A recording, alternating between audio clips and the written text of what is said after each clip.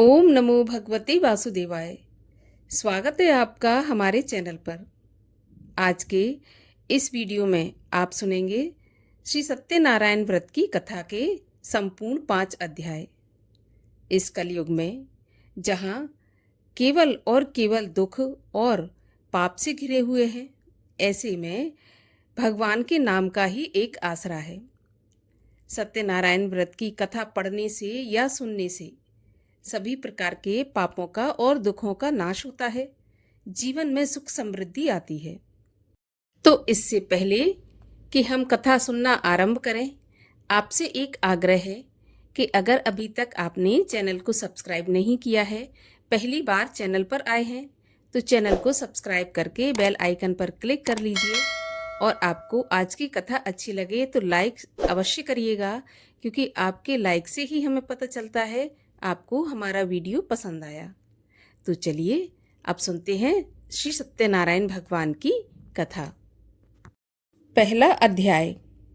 एक समय नैमिषारण्य तीर्थ में शौनक आदि 88,000 ऋषियों ने श्री सूत जी से पूछा कि हे प्रभु, इस कलयुग में वेद विद्या रहित मनुष्यों को प्रभु भक्ति किस प्रकार मिलेगी तथा उनका उद्धार कैसे होगा। इसीलिए हे मुनि श्रेष्ठ, कोई ऐसा तप कहिए जिससे थोड़े समय में पुण्य प्राप्त हो और मनवांछित फल मिले। वह कथा सुनने की हमारी इच्छा है। सर्वशास्त्र ज्ञाता श्री सूत जी बोले, हे वैष्णवों में पूज्य, आप सबने सर्व प्राणियों के हित की बात पूछी है।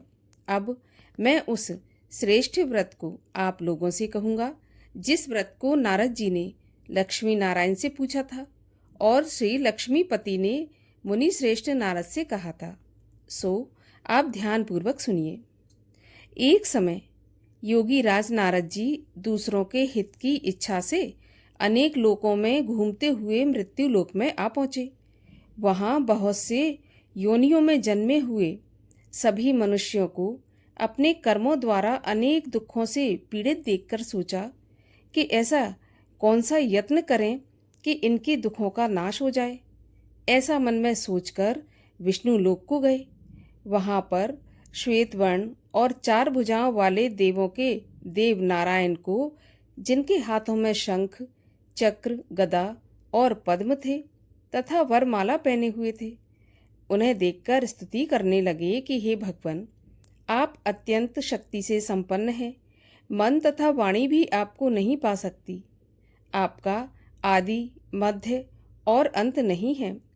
निर्गुण स्वरूप, सृष्टि के कारणभूत एवं भक्तों के दुखों को नष्ट करने वाले हो। आपको मेरा नमस्कार है। नारद जी से इस प्रकार की स्तुति सुनकर भगवान विष्णु बोले कि हे मुनि श्रेष्ठ, आपके मन में क्या है? आपका यहाँ किस काम के लिए आगमन हुआ है, सो आप निसंकोच कहो। तब नारद मुनि बोले कि मृत्यु लोक में सब मनुष्य जो अनेक योनियों में पैदा हुए हैं, अपने अपने कर्मों के द्वारा अनेक प्रकार के दुखों से दुखी हो रहे हैं। हे नाथ, मुझ पर दया रखते हुए बताइए कि उन मनुष्यों के सब दुख थोड़े से ही प्रयत्न से कैसे दूर हो सकते हैं। तब भगवान श्री विष्णु बोले कि हे नारद, मनुष्यों की भलाई के लिए तुमने बहुत अच्छी बात पूछी है। जिस काम के करने से मनुष्य मोह से छूट जाता है, वो मैं तुम्हें बताता हूँ। सुनो, बहुत पुण्य देने वाला स्वर्ग तथा मनुष्य लोक दोनों में दुर्लभ एक उत्तम व्रत है। आज मैं प्रेमवश होकर तुमसे कहता हूँ। श्री सत्यनारायण का यह व्रत अच्छी तरह विधान पूर्वक करके मनुष्य तुरंत ही यहाँ सुख भोग कर मरने के बाद मोक्ष को प्राप्त करता है। भगवान के ऐसे वचन सुनकर नारद मुनि बोले कि उस व्रत का क्या फल है, क्या विधान है और किसने ये व्रत किया और किस दिन ये व्रत करना चाहिए, सो प्रभु विस्तार से बताइए। भगवान बोले, दुख, शोक आदि को दूर करने वाला, धन धान्य को बढ़ाने वाला, सौभाग्य तथा संतान को देने वाला ये व्रत सब स्थानों पर विजय कराने वाला है।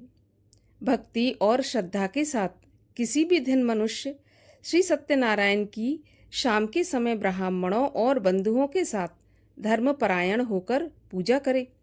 भक्ति भाव से नैवेद्य, केले के फल, घी, दूध और गेहूं का चूर्ण सवाया लेवे। गेहूं के अभाव में साठी का चूर्ण, शक्कर तथा गुड़ ले और सब भक्षण के योग्य पदार्थ जमा करके भगवान को अर्पण कर दे तथा बंधुओं सहित ब्राह्मणों को भोजन करा के तत्पश्चात स्वयं भोजन करे। नृत्य, गीत आदि का आचरण कर श्री सत्यनारायण भगवान को स्मरण करता हुआ समय व्यतीत करे।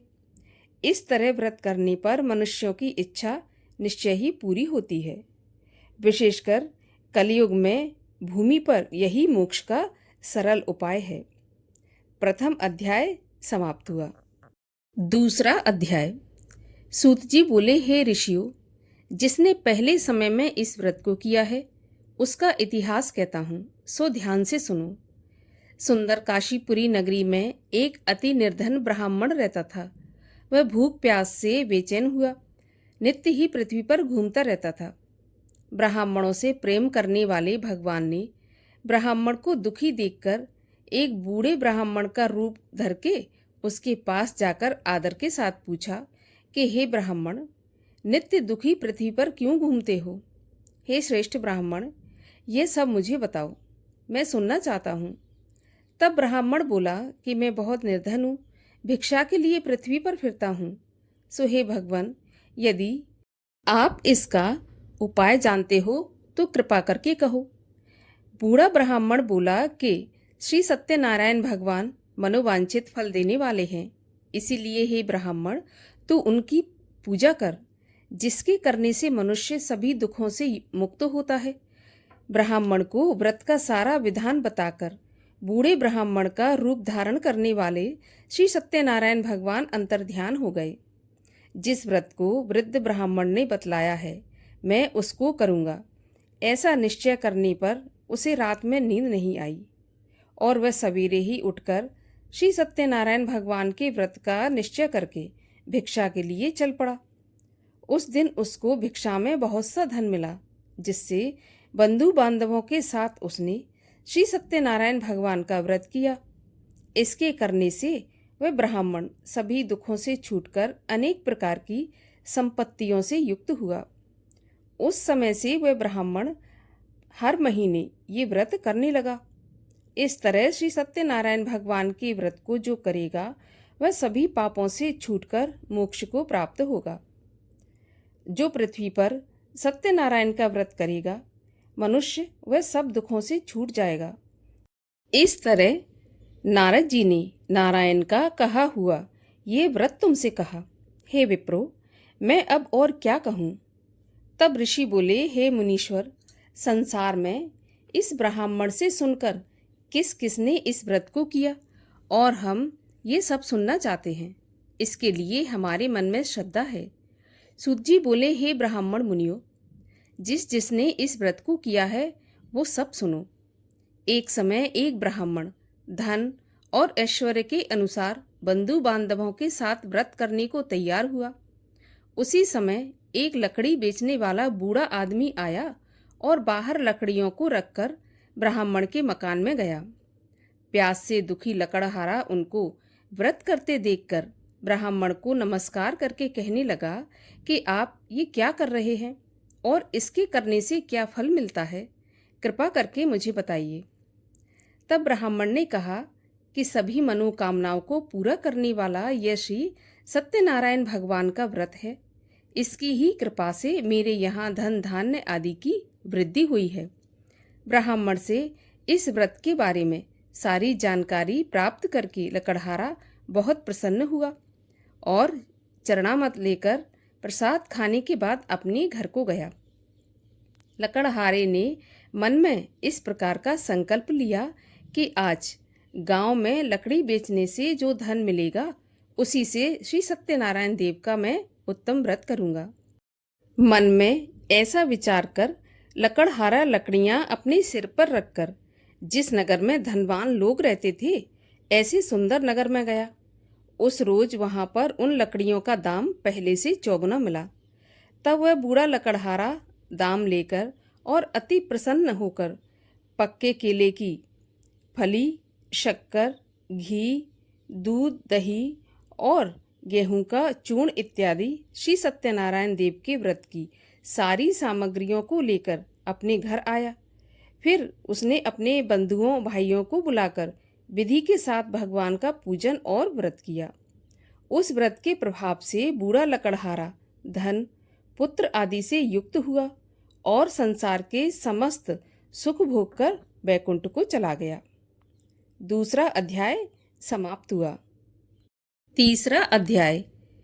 सूत जी बोले, हे मुनियों, अब आगे की कथा कहता हूँ, सो सुनो। पहले समय में उल्कामुख नाम का एक बुद्धिमान राजा था। वह सत्यवक्ता और जितेंद्रिय था। प्रतिदिन देव स्थानों में जाता और गरीबों को धन देकर उनके कष्ट दूर करता था। उसकी पत्नी कमल के समान मुख वाली और सती साध्वी थी। भद्रशिला नदी के तट पर उन दोनों ने श्री सत्यनारायण देव का व्रत किया। उस समय में वहां एक साधु वैश्य आया। उसके पास व्यापार के लिए बहुत सा धन था। वह नाव को किनारे पर ठहराकर राजा के पास गया और राजा को व्रत करते हुए देखकर विनय पूर्वक पूछने लगा कि हे राजन, भक्ति युक्त चित्त से ये आप क्या कर रहे हैं? मेरी सुनने की इच्छा है, सो आप मुझे बताइए। राजा बोला, हे साधु, अपने बांधवों के साथ पुत्र आदि की प्राप्ति के लिए यह महाशक्तिवान श्री सत्यनारायण भगवान का व्रत और पूजन किया जा रहा है। राजा के वचन सुनकर साधु आदर के साथ बोला कि हे राजन, मुझे इसका सारा विधान बताएं। मैं भी आपके कथन के अनुसार इस व्रत को करूंगा। मेरे भी कोई संतान नहीं है और इस व्रत से निश्चय ही मुझे संतान की प्राप्ति होगी। राजा से सब विधान सुनकर व्यापार से निवृत्त होकर वह आनंद के साथ अपने घर गया। साधु ने अपनी स्त्री से संतान देने वाले उस उत्तम व्रत का समाचार सुनाया और कहा कि जब मेरे संतान होगी तब मैं इस व्रत को करूंगा। साधु ने ऐसे वचन अपनी स्त्री लीलावती से कहे। एक दिन उसकी स्त्री लीलावती पति के साथ आनंदित हो सांसारिक धर्म में प्रवृत्त होकर भगवान सत्यनारायण की कृपा से गर्भवती हो गई तथा 10वें महीने उसके गर्भ से एक सुंदर कन्या का जन्म हुआ। दिनों दिन वह कन्या इस प्रकार बढ़ने लगी जैसे शुक्ल पक्ष का चंद्रमा बढ़ता है। कन्या का नाम कलावती रखा गया। तब लीलावती ने मीठे शब्दों में अपने पति से कहा कि हे नाथ, आपने जो संकल्प किया था कि भगवान का व्रत करूंगा, अब आप उसे करिए। साधु बोला, हे प्रिय, अभी नहीं, कलावती के विवाह पर मैं इस व्रत को करूंगा। इस प्रकार अपनी पत्नी को आश्वासन देकर वह नगर को चला गया। कलावती पिता के घर में धीरे धीरे बड़ी हो गई। साधु ने जब नगर में सखियों के साथ अपनी पुत्री को खेलते देखा तो तुरंत ही दूत बुलाकर कहा कि मेरी पुत्री के लिए कोई सुयोग्य वर देखकर आओ। साधु की आज्ञा पाकर दूत कंचन नगर पहुंचा और वहां पर बड़ी खोज और देखभाल पर लड़की के लिए सुयोग्य एक बनिए के पुत्र को ले आया। उस सुयोग्य लड़के को देखकर साधु ने अपने बंधु बांधवों सहित प्रसन्न चित्त अपनी पुत्री का विवाह उसके साथ कर दिया। परंतु दुर्भाग्य से विवाह के समय भी वह व्रत करना भूल गया। तब श्री भगवान क्रोधित हो गए और शाप दिया कि तुम्हें दारुण दुख प्राप्त होगा। अपने कार्य में कुशल साधु बनिया अपने जामाता सहित समुद्र के पास स्थित रत्नपुर नगर में गया और वहां दोनों ससुर दामाद चंद्रकेतु राजा के उस नगर में व्यापार करने लगे। एक रोज भगवान श्री सत्यनारायण की माया से प्रेरित कोई चोर राजा का धन चुराकर भागा जा रहा था, परंतु अपने पीछे राजा के दूतों को आता देखकर चोर ने घबराकर भागते हुए राजा के धन को वहीं पर चुपचाप रख दिया जहां पर वे दोनों ससुर जमाई ठहरे हुए थे।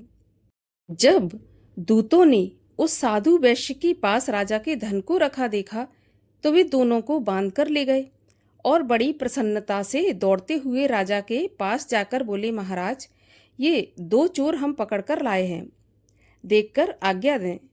तब राजा की आज्ञा से उनको कठिन कारावास में डाल दिया गया और उनका सारा धन छीन लिया। श्री सत्यनारायण भगवान के श्राप द्वारा उनकी पत्नी भी घर पर बहुत दुखी हुई और घर पर जो धन रखा था उसे चोर चुरा कर ले गए। शारीरिक और मानसिक पीड़ा तथा भूख प्यास से अति दुखी हो अन्न की चिंता में कलावती एक ब्राह्मण के घर गई। वहां उसने श्री सत्यनारायण भगवान का व्रत होते देखा और कथा सुनी तथा प्रसाद ग्रहण करके रात को घर लौटी। तो माता ने कलावती से कहा कि पुत्री, अभी तक तू कहाँ थी? तेरे मन में क्या है? तो कलावती बोली, माँ, मैंने एक ब्राह्मण के घर श्री सत्यनारायण भगवान का व्रत देखा है। कन्या के ऐसे वचन सुनकर लीलावती भगवान के पूजन की तैयारी करने लगी। लीलावती ने परिवार और बंधुओं सहित श्री सत्यनारायण भगवान का पूजन किया और ये वर मांगा कि मेरे पति और दामाद जल्दी ही घर लौट आएं। साथ ही प्रार्थना की कि हम सबका अपराध क्षमा करो। तब श्री सत्यनारायण भगवान इस व्रत से संतुष्ट हो गए और राजा चंद्रकेतु को स्वप्न में दिखाई दिया और कहा कि राजन, दोनों वैश्य प्रातःकाल ही छोड़ देना और उनका सभी धन जो तुमने ले लिया है वो वापस दे देना, नहीं तो तेरा धन, राज्य, पुत्र आदि सब नष्ट कर दूंगा। राजा से ऐसा वचन कहकर भगवान अंतर्ध्यान हो गए। प्रातःकाल राजा चंद्रकेतु ने सभा में अपना स्वप्न सुनाया। फिर दोनों बड़े पुत्रों को कैद से मुक्त करके सभा में बुलाया। दोनों ने आते ही राजा को नमस्कार किया। राजा मीठे वचनों से बोला कि हे महानुभावों, भावी वर्ष ऐसा कठिन दुख प्राप्त हुआ है, अब तुम्हें कोई भय नहीं। ऐसा कहकर राजा ने उनको नए नए वस्त्र आभूषण पहनाए और उनका जितना धन लिया था उससे दुगना धन देकर आदर के सहित उन्हें विदा किया और दोनों वैश्य अपने घर के लिए चल दिए। तीसरा अध्याय समाप्त हुआ। चौथा अध्याय। सूत जी बोले, वैश्य ने मंगलाचार करके यात्रा आरंभ की और अपने नगर को चला। उनके थोड़ी दूर निकलने पर दंडी वेशधारी श्री सत्यनारायण देव ने उनसे पूछा कि साधु, तेरी नाव में क्या है? वह अभिमानी बड़े हंसता हुआ बोला कि हे दंडी, आप क्यों पूछते हो? क्या धन लेने की इच्छा है? मेरी नाव में तो बेल तथा पत्ते आदि भरे हैं। वैश्य का कठोर वचन सुनकर भगवान ने कहा कि तुम्हारा वचन सत्य हो। दंडी ऐसा कहकर वहां से चले गए और कुछ दूर जाकर समुद्र के किनारे बैठ गए। दंडी के जाने पर वैश्य ने नित्य क्रिया करने के बाद नाव को ऊंची उठी देखकर अचंभा किया और नाव में बेल आदि देखकर वह तो मूर्छित होकर जमीन पर गिर पड़ा। फिर मूर्छा खुलने पर अत्यंत शोक करने लगा। तब उसका दामाद बोला कि आप शोक न करें, ये दंडी का श्राप है, अतः उनकी शरण में ही चलना चाहिए, तभी हमारी मनोकामना पूरी होगी। दामाद के ऐसे वचन सुनकर वह दंडी के पास पहुंचा और अत्यंत भक्ति भाव से नमस्कार करके बोला कि मैंने जो आपसे असत्य वचन कहे थे उनको क्षमा करें। ऐसा कहकर महान शोक आतुर होकर रोने लगा। तब दंडी भगवान बोले कि हे बणिक पुत्र, मेरी आज्ञा से बार बार तुम्हें दुख प्राप्त हुआ है, तू मेरी पूजा से विमुख हुआ है। साधु बोला, हे भगवान, आपकी माया से मोहित ब्रह्मा आदि भी आपके रूप को नहीं जानते, तो मैं अज्ञानी कैसे जान सकता हूँ? आप प्रसन्न होइए, मैं सामर्थ्य के अनुसार आपकी पूजा करूँगा। प्रभु, मेरी रक्षा करो और पहले के समान नौका में धन भर दो। उसके भक्ति युक्त वचन सुनकर भगवान प्रसन्न होकर उनकी इच्छा के अनुसार वरदान देकर अंतर्ध्यान हो गए। तब उन्होंने नाव पर आकर देखा कि नाव धन से परिपूर्ण है। फिर वह भगवान सत्यनारायण का पूजन कर साथियों सहित अपने नगर को चला। जब अपने नगर के निकट पहुंचा तो उसने दूत को घर भेजा। दूत ने साधु के घर जाकर उसकी स्त्री को नमस्कार करके कहा कि साधु अपने दामाद के साथ इस नगर के पास आ गए हैं। ऐसा वचन सुनकर साधु की स्त्री ने बड़े हर्ष के साथ सत्यदेव भगवान का पूजन करके पुत्री से कहा कि मैं अपने पति को देखने जा रही हूँ। तू काम पूरा करके शीघ्र आ जाना। माता के ऐसे वचन सुनकर कलावती प्रसाद छोड़कर पति के पास गई। प्रसाद की अवज्ञा करने के कारण सत्यदेव रुष्ट हो गए और उसके पति को नाव सहित पानी में डुबो दिया। कलावती अपने पति को ना देखकर रोती हुई जमीन पर गिर पड़ी। इस तरह नौका को डूबा हुआ तथा कन्या को रोता हुआ देखकर साधु दुखित होकर बोला कि हे प्रभु, मुझसे या मेरे परिवार से जो भूल हुई है उसे क्षमा करो। उसके दीन वचन सुनकर सत्यदेव भगवान प्रसन्न हो गए और आकाशवाणी हुई कि हे साधु, तेरी कन्या मेरे प्रसाद को छोड़कर आई है, इसलिए इसका पति अदृश्य हो गया है। यदि ये घर जाकर प्रसाद खाकर लौटेगी तो इसे पति अवश्य मिल जाएगा। ऐसी आकाशवाणी सुनकर कलावती ने घर आकर प्रसाद खाया। फिर उसने आकर पति के दर्शन किए। फिर साधु ने बंधु बांधवों सहित सत्यदेव का विधि पूर्वक पूजन किया। उस दिन से वह प्रत्येक पूर्णिमा को सत्यनारायण का व्रत और पूजन करने लगा। फिर इस लोक का सुख भोग कर अंत में स्वर्ग लोक को गया। चौथा अध्याय समाप्त हुआ। पांचवा अध्याय। सूत जी बोले, हे ऋषियों, मैं और भी कथा कहता हूँ सो सुनो। प्रजापालन में लीन तुंगध्वज नाम का एक राजा था। उसने भी भगवान का प्रसाद त्याग कर बहुत दुख पाया। एक समय वन में जाकर वन्य पशुओं को मारकर बड़ के पेड़ के नीचे आया। वहां उसने ग्वालों को भक्ति भाव से बांधवों सहित श्री सत्यनारायण का पूजन करते देखा। राजा देखकर भी अभिमानवश वहां नहीं गया और ना ही नमस्कार किया। तब ग्वालों ने भगवान का प्रसाद उसके सामने रखा तो वह प्रसाद को त्याग कर अपनी सुंदर नगरी को चला गया। वहां उसने अपना सब कुछ नष्ट पाया तो वह समझ गया कि यह सब कुछ भगवान ने किया है। तब वह विश्वास करके ग्वालों के पास गया और विधि पूर्वक पूजन करके प्रसाद खाया तो सत्यदेव की कृपा से पहले जैसा था सब कुछ वैसा ही हो गया। फिर दीर्घ काल तक सुख भोग कर मरने के बाद स्वर्ग लोक को गया। जो मनुष्य इस परम दुर्लभ व्रत को करेगा, भगवान की कृपा से उसे धन धान्य की प्राप्ति होगी। निर्धन व्यक्ति धनी होकर और बंदी बंधन से मुक्त होकर निर्भय हो जाता है। संतानहीनों को संतान प्राप्त होती है तथा सब मनोरथ पूर्ण होकर अंत में वैकुंठ धाम को जाता है। जिन्होंने पहले इस व्रत को किया है, अब उनके दूसरे जन्म की कथा कहता हूँ। बूढ़ा शतानंद ब्राह्मण ने सुदामा का जन्म लेकर मोक्ष पाया। उल्कामुख नाम का जो राजा था वो दशरथ होकर वैकुंठ को प्राप्त हुआ। साधु नाम के वैश्य ने मूर्ध्वज बनकर अपने पुत्र को आरे से चीरकर मोक्ष को प्राप्त किया और महाराज तुंगध्वज ने स्वयंभू होकर भगवान में भक्ति युक्त हो कर्म करके मोक्ष की प्राप्ति की। इस प्रकार श्री सत्यनारायण भगवान की कथा का 5वां अध्याय भी पूर्ण हुआ। बोलिए सत्यनारायण भगवान की जय। और आइए अब करते हैं सत्यनारायण भगवान की आरती। ओम जय लक्ष्मी रमणा, स्वामी जय लक्ष्मी रमणा, सत्यनारायण स्वामी जनपातक हरणा। ओम जय लक्ष्मी रमणा, रत्न जड़ित सिंहासन, अद्भुत छवि राजे, नारद करत निरंतर, घंटा ध्वनि बाजे।